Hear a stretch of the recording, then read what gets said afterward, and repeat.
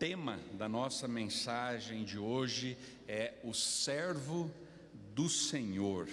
O servo do Senhor. Olha lá, voltou. Amém. Amém. Obrigado, Jesus. Ó, voltou os dois. Deus é bom. O nosso texto está no livro. O meu retorno está meio, não sei se vocês estão me ouvindo bem, está com eco aqui. O nosso texto está no livro de Isaías, e este texto, ele é basilar, é um texto bastante conhecido nosso, e nós encontramos vários aspectos dentro deste texto, mas o que nós iremos tratar hoje serão dois aspectos: visão e caminho. Visão e caminho. Então vamos abrir nossas Bíblias em Isaías, capítulo 52. Eu continuo aqui com muito eco, não sei de onde está vindo. Isaías 52. Nós vamos ler a partir do 13, e aí nós vamos ir para o capítulo 53 e vamos até o versículo 6. Amém? Então preste atenção na leitura, é um texto muito conhecido. Diz assim a palavra do Senhor: eis que o meu servo vocês podem ver ali que está com letra maiúscula. Eis que o meu servo há de prosperar em sabedoria, será engrandecido, elevado às alturas e muitíssimo exaltado.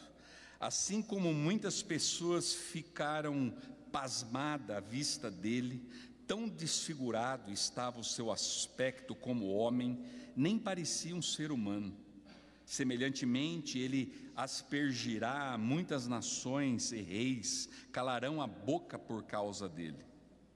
Pois aquilo que não lhes foi contado, verão, e o que não ouviram, entenderão plenamente. 53. Ora, quem creu em nossa pregação, e a quem foi revelado o braço de Yahvé? Ele cresceu diante dele como um broto tenro, e como uma raiz saída de uma terra árida e estéril. Ele não aparentava qualquer formosura ou majestade que pudesse atrair os seres humanos. Nada havia em seu aspecto físico pelo que pudéssemos ser cativados. Pelo contrário, foi desprezado e rejeitado pelos homens.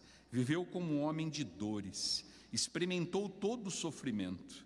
Caminhou como alguém de quem os seus semelhantes escondem o rosto. Foi menosprezado, e nós não demos à sua pessoa importância alguma.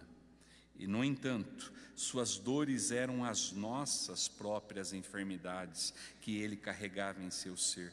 Sobre o seu corpo levou todas as nossas doenças. Contudo, nós o julgamos culpado e castigado por Deus, pela mão de Deus, ferido e torturado. Mas de fato, ele foi transpassado por causa das nossas próprias culpas e transgressões, foi esmagado por conta das nossas iniquidades.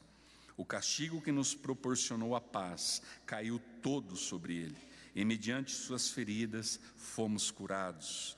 Em verdade, todos nós, tal como ovelhas perdidas, andamos errantes. Cada ser humano tomou o seu próprio caminho, e Yahvé fez cair sobre ele a iniquidade de todos nós.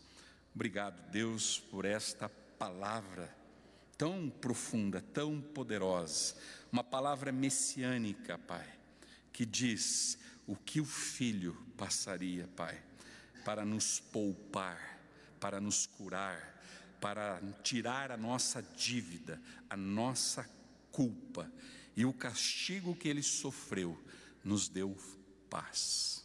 Obrigado. Fala, Senhor Deus, aos nossos corações através da tua palavra, em nome de Jesus. Amém. Amém. Hoje praticamente todos estamos ligados à tecnologia. não é verdade? Todos nós, sem exceção, quanto gostamos disso, de estar conectado, investirmos tempo nestas ferramentas, o quanto nós estamos conectados em redes sociais. Até mesmo a gente observa no próprio culto, gente conectada no celular, não é verdade? Isso é muito verdade. E temos escutado e visto muito a tal da cultura do cancelamento. A cultura do cancelamento, que, amado, é algo antigo, não é algo novo, sempre aconteceu isso. Apenas vai mudando de nome, vai mudando aonde acontece, mas isso sempre existiu. Se eu não gosto de alguém, ou eu não concordo com alguma coisa, é fácil eu detonar este alguém.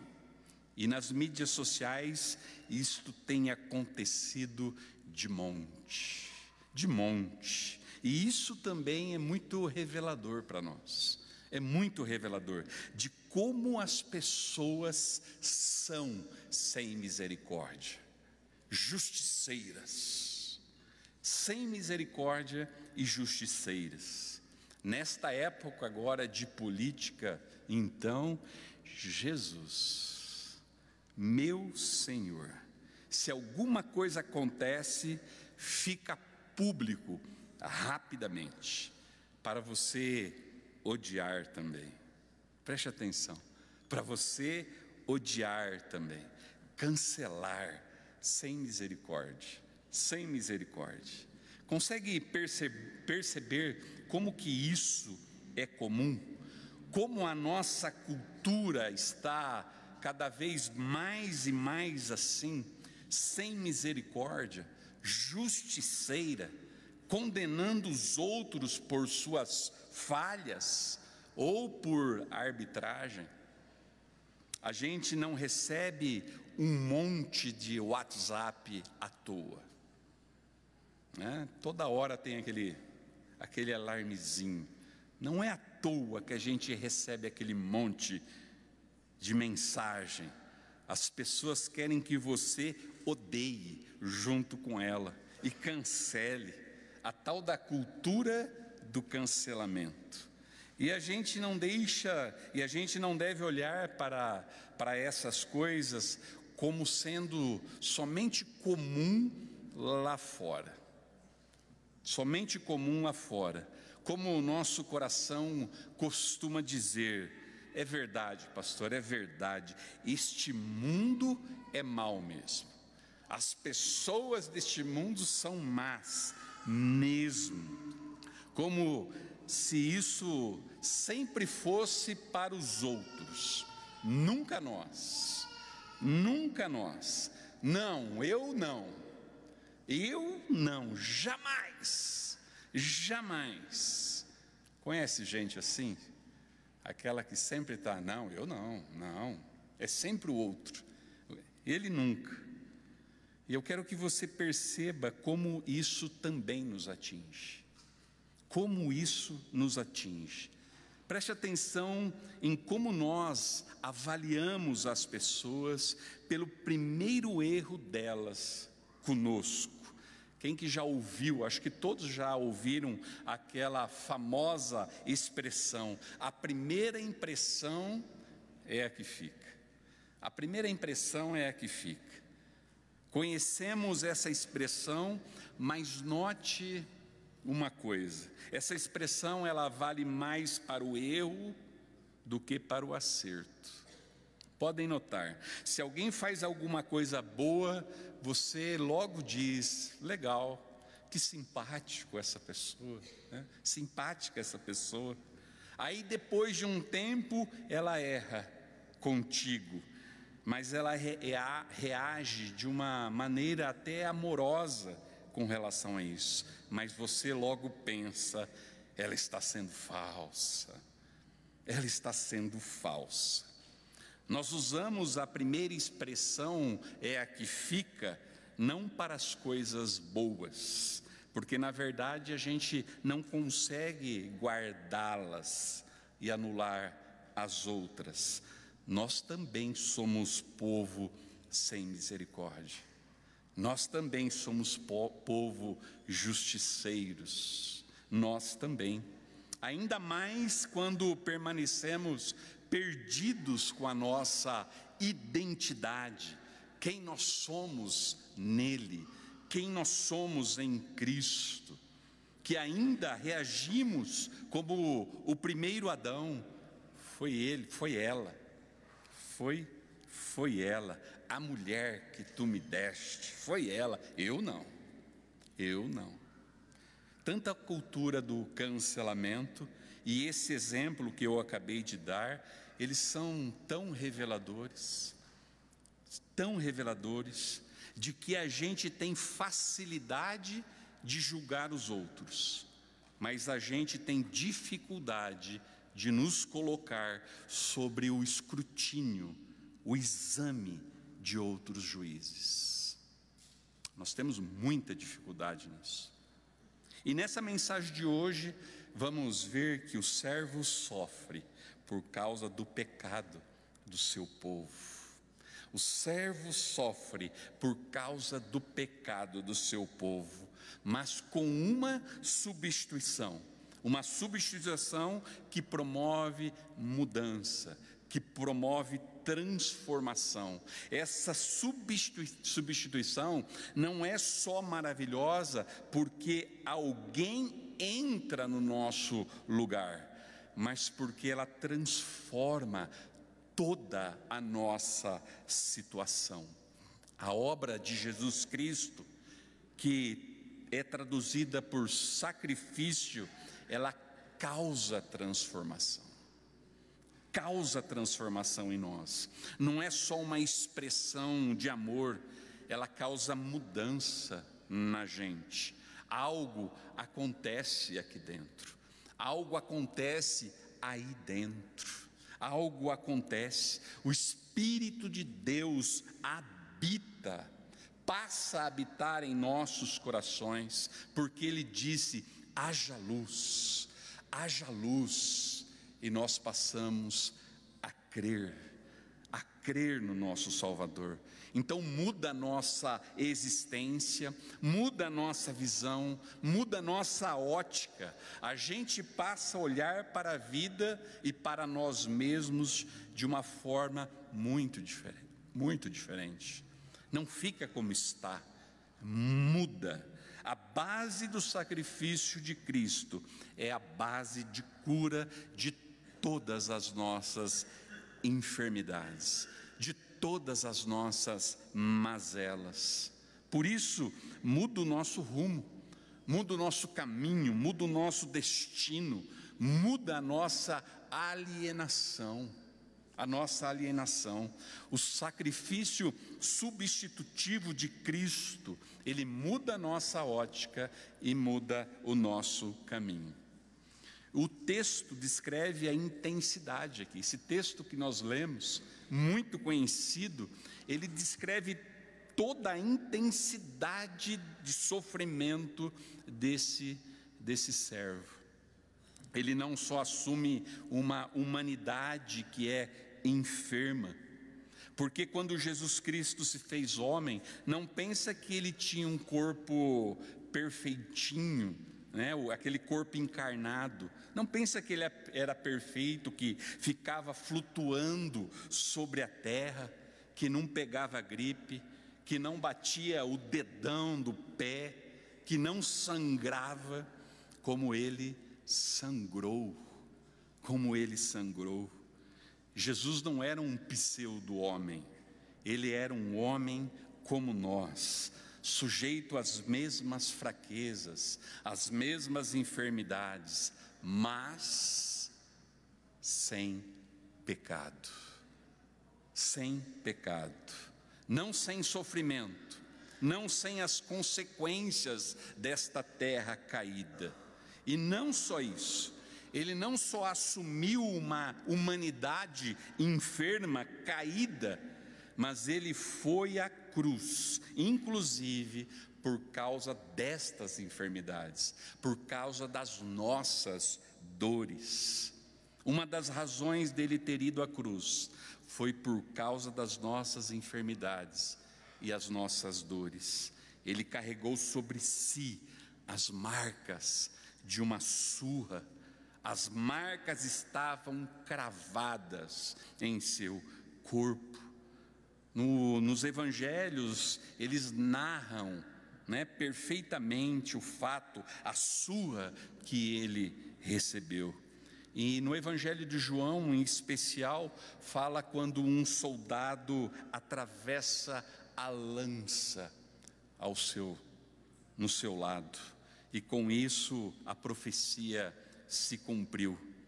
Ele foi moído, ele foi esmagado pela mão do próprio Pai, ferido e torturado. Ferido e torturado.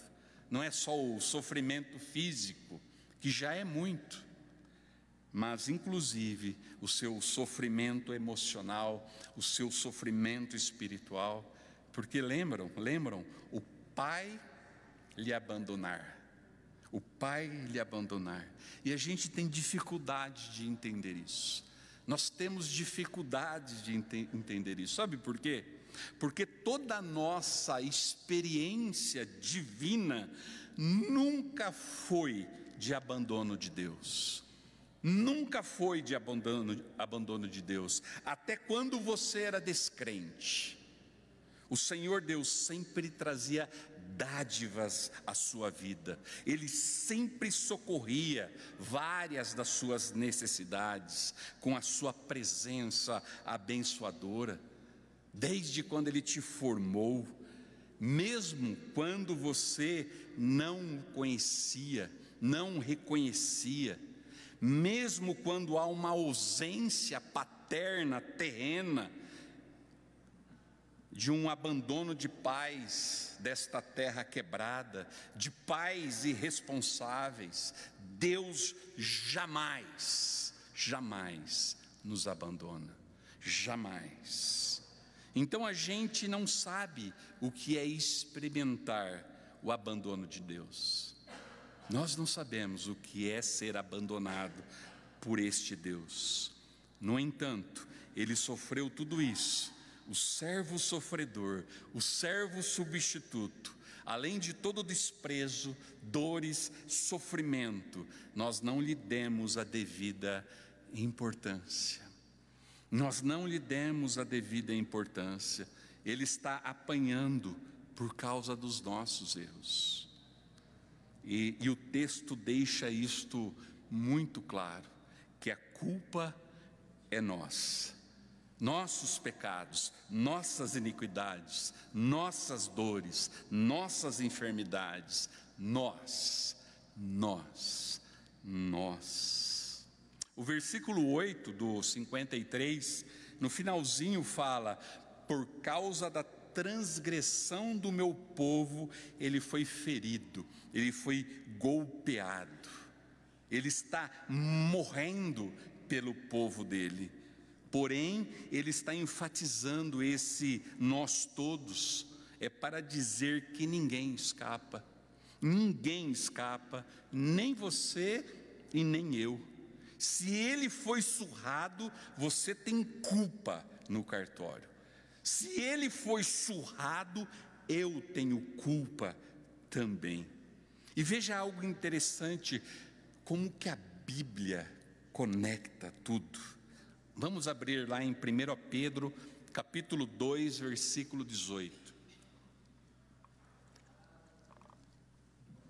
1 Pedro, capítulo 2, versículo 18. Quando Pedro está falando com os escravos, Pedro fala para eles serem submissos, não só quando eles sofrem, porque fizeram alguma coisa má, mas quando eles fizeram algo bom. Olha que interessante. Deixa eu abrir aqui, esqueci de abrir.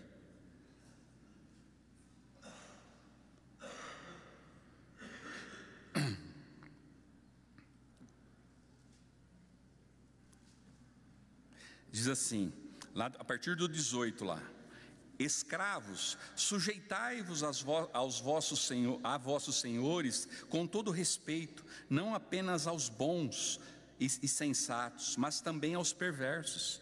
Pois é louvável que, por causa da sua consciência para com Deus, alguém suporte constrangimentos e sofra injustamente. Porquanto, que mérito há em ter que suportar castigos recebidos porque haveis praticados o mal?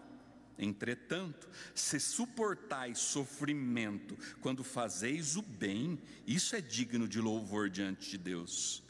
Para essa obra fostes chamados, pois Cristo também sofreu por vós, legando-vos também este exemplo, a fim de que sigais os seus passos.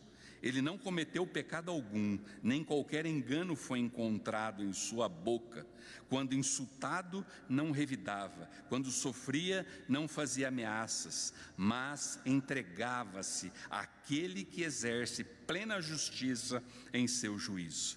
Ele levou pessoalmente todos os nossos pecados em seu próprio corpo sobre o madeiro, a fim de que morrêssemos para os pecados, e então pudéssemos viver para a justiça. Por intermédio das suas feridas fostes curados. Afinal, viveis como ovelhas desgarradas, porém agora fostes convertidos ao pastor e bispo de vossas almas. Pedro está citando aqui o profeta Isaías. Ele carregou os nossos pecados, nós fomos sarados pelas suas feridas. Essa conexão da culpa, da nossa culpa, está sendo para um argumento de gente que sofre neste mundo caído, para que escravos evitem a retaliação, calcados no que o sumo pastor fez por nós. A ideia é assim, para entender melhor: quando a gente sofre injustamente, quando nós sofremos injustamente, nós gritamos: injustiça, injustiça, injustiça, tem que pagar. Esse é o grito da nossa alma quando nós sofremos injustamente. Injustiça, tem que pagar. Mas aí Pedro fala assim: calma, calma, você pagou, você pagou, você pagou, você pagou em relação ao seu Cristo. Foi Ele quem pagou tudo, você não, você não. Amado, o principal propósito do Evangelho não é te poupar do sofrimento presente deste mundo quebrado, mas é do sofrimento eterno. Este é o principal propósito do Evangelho. Precisamos aprender a viver num mundo de ofensas e sem retaliação. Este é o chamado de Cristo para nós, sem retaliação. Você é aquele que não pagou pelos seus erros. Por que você quer que os outros paguem, se você não pagou nada? Se você não pagou nada, você entende, você percebe como a força da cruz mexe até com o nosso desejo de botar justiça em ordem, o nosso senso de justiça. A cruz do Calvário põe isto em ordem, não nós. Esses homens estão sofrendo injustamente aqui, injustamente. E Pedro está dizendo: sofrer fazendo bem, isto que é digno de louvor a Deus, porque nós não estamos sendo lembrados, porque nós estamos sendo lembrados que nós não pagamos nada, a culpa era nossa, mas nós não pagamos nada.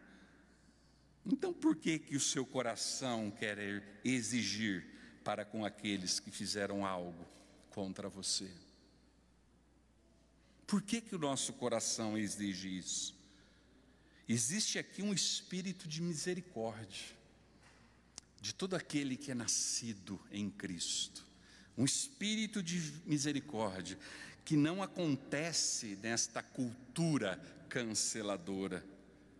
E nós precisamos nos atentar para isso, porque nós estamos aceitando isso, nós estamos respirando isso todos os dias.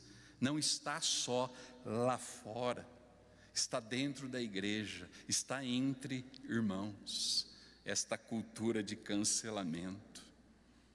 Amados, não é difícil a gente ser sem misericórdia, não é difícil.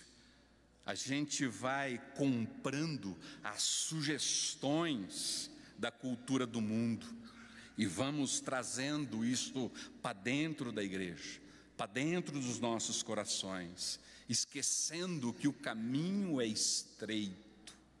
O caminho é estreito, esquecendo que a culpa era nossa e nós não pagamos nada, nada por ela, nada. Mas graças a Deus pelo sofrimento vicário de Jesus Cristo, esse sofrimento substitutivo. É por isso que podemos celebrar, como um dia de hoje, comer do pão que é representado pelo seu corpo e bebermos do cálice que é representado o seu sangue derramado, para lembrar que o que a sua morte e ressurreição nos deu, o que ela nos proporcionou. Um substituto que é falado por toda a Escritura. Toda a Escritura aponta para o servo do Senhor, toda ela, a obra de Jesus Cristo como sendo em nosso lugar, no nosso lugar.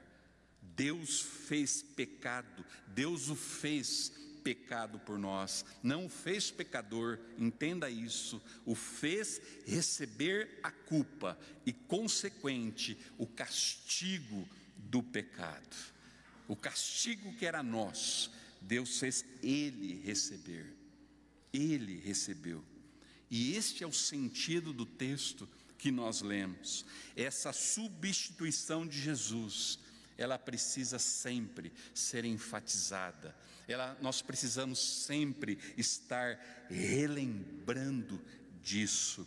Porque eu vejo muitas vezes algumas pessoas falarem de um Cristo que partilha do nosso destino, que experimenta sofrimento ao nosso lado, e a gente gosta desse Cristo, nós gostamos dele, mas não é isto que este texto está falando. Ele não está falando de um Cristo que sofre com a gente. Olhamos para certas passagens da Bíblia e nós gostamos de criar uma identificação com Jesus. Eu já ouvi gente falar sobre a passagem de Jesus no Getsêmani, que nós temos os nossos Getsêmani na vida, na nossa vida, de que nós precisamos de apoio nesses momentos de Getsêmani da nossa vida. Amado, você não tem Getsêmani, não tem ideia do que foi Getsêmani. Você nunca passou pelo Getsêmani, e você nunca vai passar pelo Getsêmani, porque a obra de Jesus Cristo, ela é substitutiva, ela é completa, ela é em seu lugar, ela é em seu lugar.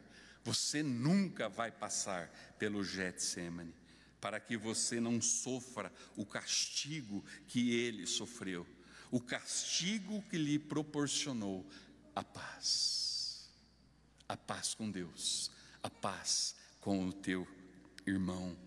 Compreenda, amado, a beleza e o poder deste Evangelho. A beleza e o poder do Evangelho. O Evangelho não tem a ver com o Deus que sofre com a gente, porque ninguém é aliviado no seu sofrimento, porque o outro está sofrendo junto com você. Ninguém é aliviado nisso.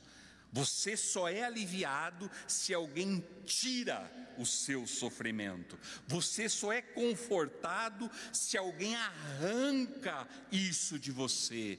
Quando alguém sofreu em seu lugar. Compreenda a maravilhosa graça disso, pequeno Cristo, porque a gente tem perdido isso de vista. Nós temos perdido isso de vista. Frequentemente nós queremos um Deus com a gente, em meio ao nosso sofrimento. Oramos mais por um Deus conosco, nos apoiando em nosso sofrimento, do que agradecendo por um Deus que sofreu em nosso lugar. Um Deus que sofreu o castigo em nosso lugar. O Senhor não só me dá força e perseverança para suportar o sofrimento, mas é muito mais que isso. É sobre um Cristo, um servo, que me livra do juízo divino. Me livra do juízo divino, que remove o aguilhão da morte, colocando e trazendo uma nova expectativa na gente, uma nova vida na gente, a eternidade dentro da gente, uma restauração de todas as coisas, não ainda completa, mas uma restauração. Eis que tudo se fez novo. Então, amado, quando você orar frequentemente por um Deus que esteja com você, acompanhando você, ajudando você em meio aos teus sofrimentos, lembre-se que é fácil esquecer do Cristo que sofreu em seu lugar. É fácil nós perdermos isso de vista quando nós estamos olhando para nós, para as nossas dores, do que Cristo pagou em nosso lugar, porque nós olhamos mais para as dores que são as consequências deste mundo quebrado, do que as dores que nós colocamos no nosso Salvador. As dores que nós colocamos no nosso Salvador. E essas não são alvo da nossa reflexão. Essas não são alvo da sua reflexão. Sobre essas você nem pensa muito. Você nem pensa muito. A gente também tem uma cultura de cancelamento com o nosso Salvador. Nós estamos mais preocupados com os nossos sofrimentos. Está difícil, pastor. Está difícil. Eu sei que está. Eu sei que está. Mais preocupados com nós do que aquilo que nós colocamos sobre Ele. Que nós colocamos sobre Ele. O Cristo substituto, o servo sofredor, que sofreu em nosso lugar e muda toda a nossa percepção. Ele muda toda a nossa ótica de enxergar as coisas, de enxergar esse mundo. Ele faz com que escravos não queira retalhar, não queira revidar aquele que o castigou injustamente, porque ele sabe que também foi poupado. Eu sei que eu fui poupado também. Ele lembra, ele sempre é lembrado, ele sempre está sendo animado por este Evangelho, pelo Espírito de Deus, que Deus tirou o castigo que estava sobre ele. Ele está sempre lembrando disso, um Cristo que morreu por nós, para que a nossa visão neste mundo seja mudada, para que a nossa visão neste mundo seja transformada. E em uma segunda mudança que ele promove, não só a nossa ótica, a nossa percepção, também muda o nosso caminho, o meu caminho. Ali no verso 6 fala que todos nós, tal como ovelhas perdidas, andávamos errantes, desgarrados. A ideia da ovelha fazendo o que não deve fazer. A ideia de ovelha fazendo o que não deve fazer. Ovelha aqui não é um elogio, é mostrar um animal totalmente dependente do seu sumo pastor e que tem a habilidade de se meter em encrenca, de se meter em enrascada. Quem já viu aqueles videozinhos de ovelha? O pastor vai lá, tira a bichinha do buraco, está lá encalhada, aí tira aquele esforço todo, aí solta, ela sai saltitante, bababá, volta e cai no mesmo buraco, na mesma valeta. Ovelha é ovelha mesmo, né? É ovelha. No entanto, nós vamos ver que nós seremos encontrados pelo pastor, pelo bom pastor. O sofrimento dele vai ser a causa de nós sermos aproximados do Senhor. Por causa dessa obra expiatória, é que a gente tem a parábola, por exemplo, do filho pródigo, que nós amamos tanto essa parábola, não é verdade? Como é citada essa parábola em vários sermões, e nós amamos esta parábola. Como é bom ter um pai de braços abertos, sempre, depois que a gente fez um monte de bobagem. Não é verdade? Nós gostamos disso. E isso é possível por causa desta obra maravilhosa, essa obra expiatória. Agora, reflita um pouco mais sobre esta parábola. Para que o filho mais novo receba o amor do pai e desfrute das bênçãos do pai, isso custa alguma coisa ao filho mais velho. O da parábola, o mais velho ficou com raiva, não é verdade? Mas o filho mais velho de Deus entregou a sua vida. Entregou a sua vida. Para o filho mais novo usufruir das bênçãos do pai, depois de tudo o que ele fez, o mais velho tem que perder. O da parábola não quis perder, mas Jesus perdeu. Jesus perdeu. Consegue entender isso, amado? Então há uma mudança de curso, e o fundamento desta mudança de curso agora é em direção a Deus. Em direção a Deus, é mediante esta obra maravilhosa de Jesus Cristo, e às vezes isto fica perdido de vista para nós, porque para nós paz com Deus às vezes parece acordo de cavalheiros. Parece acordo de cavalheiros, tipo, a gente pisa na bola, pisou na bola, pastor, está tudo bem, está tudo de boa, está tranquilo, vou andar direitinho, o Senhor me abençoa, vamos em frente. A gente acha que paz é acordo de cavalheiros, é tranquilo, sem conflitos. Na Escritura, paz não é ausência de conflito, amado. Alguém pagou um preço, alguém suportou um castigo para nós termos paz. Então, paz na Escritura não é ausência de conflito. O que as pessoas querem quando elas almejam paz, elas querem bem-estar, não é verdade? Nós queremos bem-estar. É como quando nós fazemos uma pergunta: como que está lá na sua casa, querido irmão? Como está lá? Ah, pastor, está tudo em paz, está tudo bem. Cheguei em casa, não tinha nenhum barulho, tudo tranquilo. Sentei no sofá, coloquei os meus pés para cima, liguei a televisão, peguei o meu smartphone, está tudo em paz. Paz para nós é isso, é bem-estar. Mas o texto e na Escritura, paz não é isso.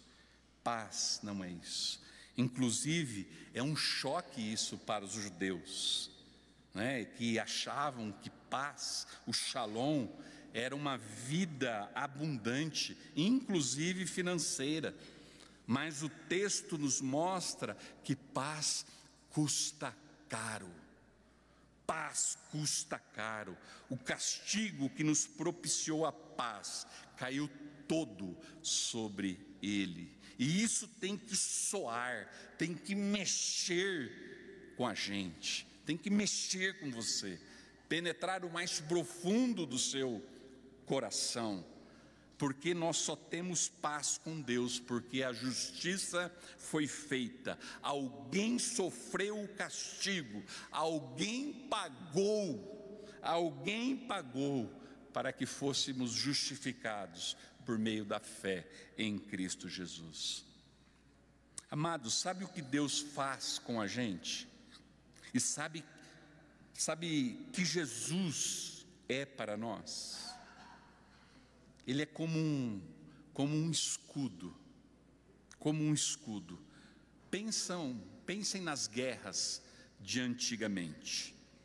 Dani e eu estamos assistindo algumas séries de guerras antigas, dos otomanos, dos romanos, e é muita espada, e muito escudo, e muita lança, e muito sangue do que aquele povo viveu.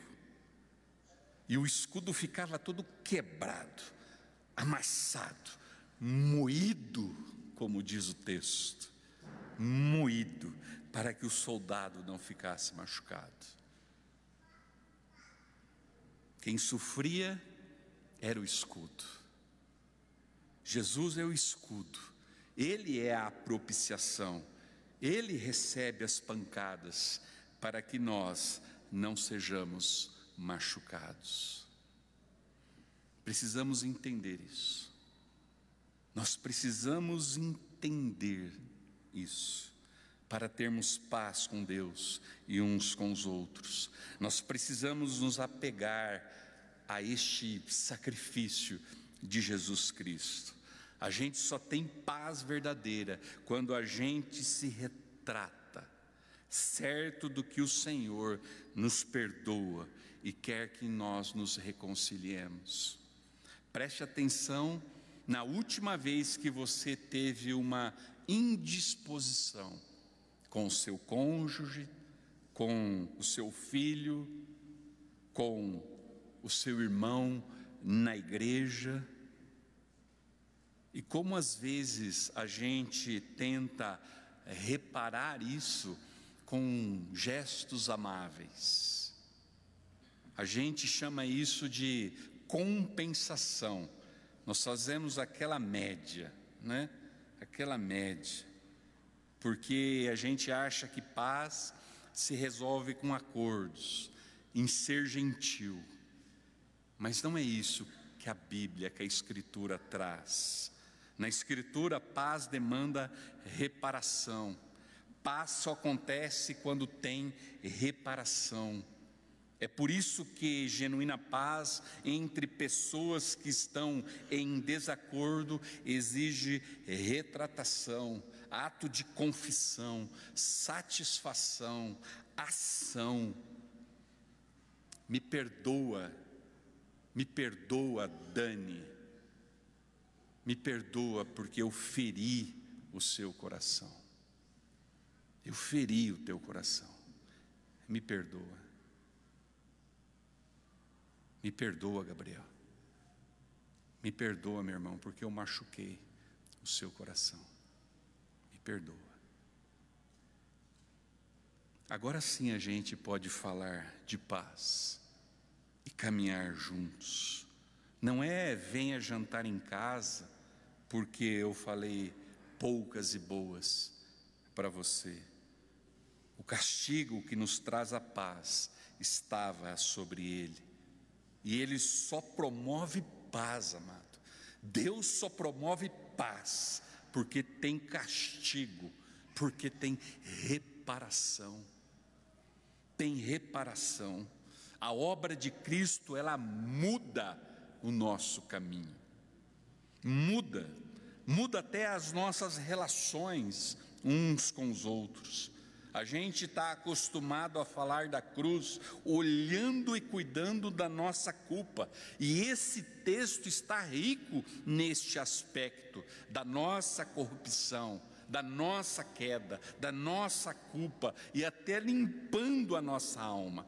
Mas a Escritura, ela vai mais longe.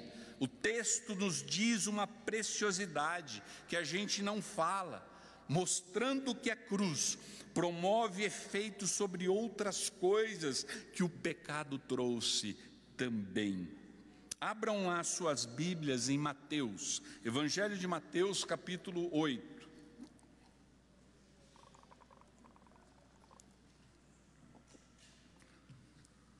Mateus capítulo 8.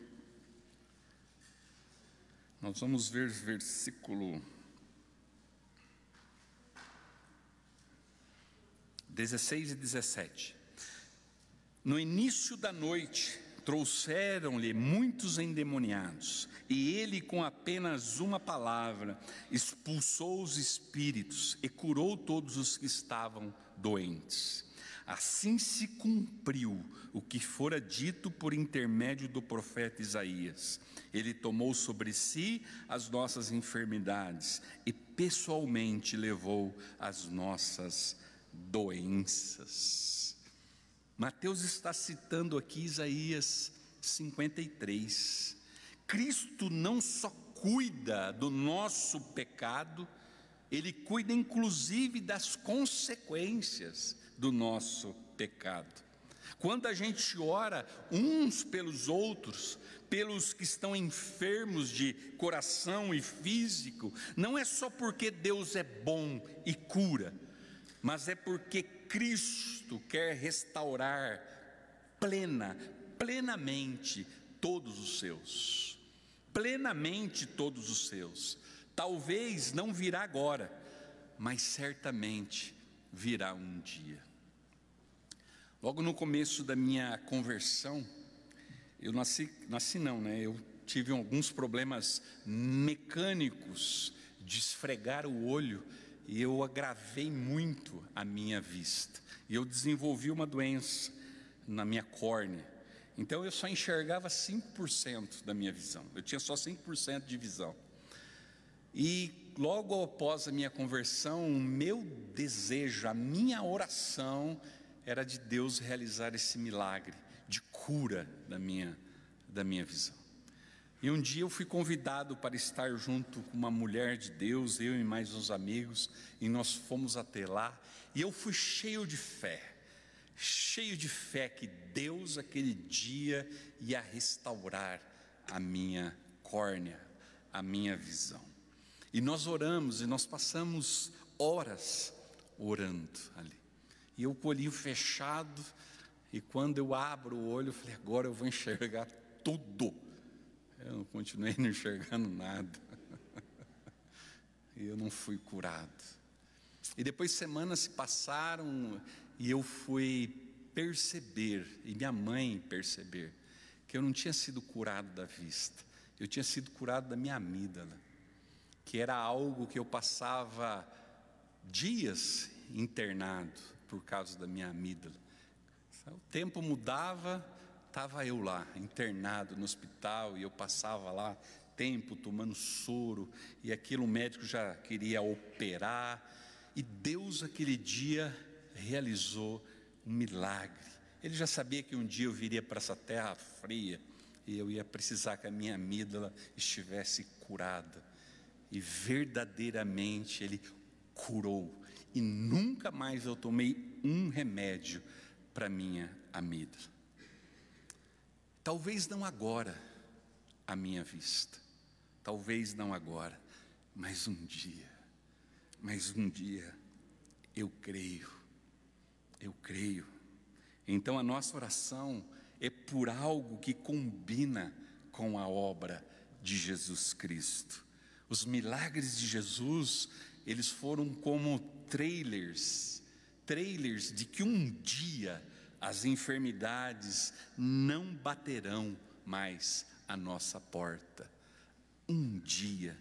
E é isso que Mateus está dizendo aqui.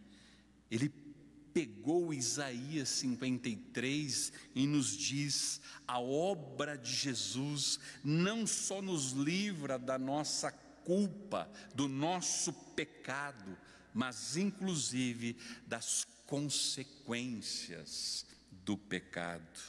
E isso é confortador para a gente.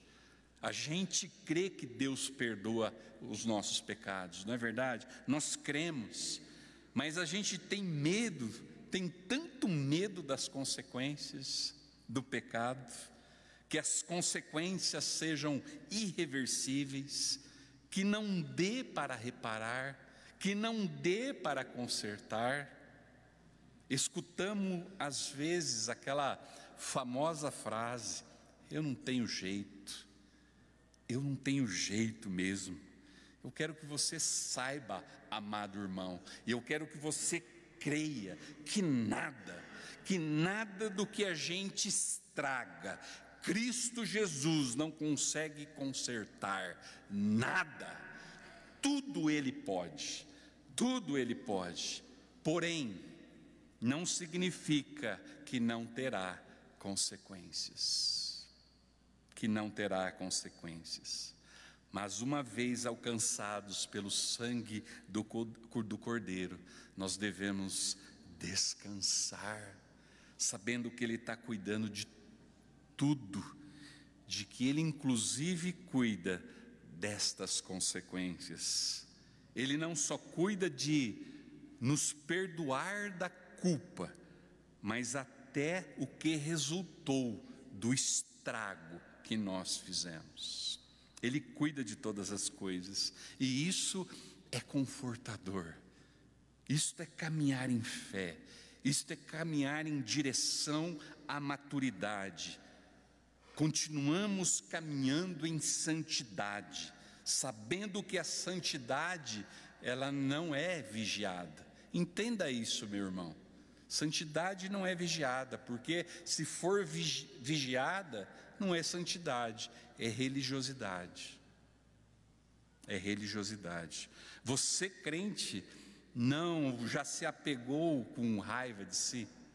Você alguma vez já se pegou com raiva de você mesmo por aquilo que você fez?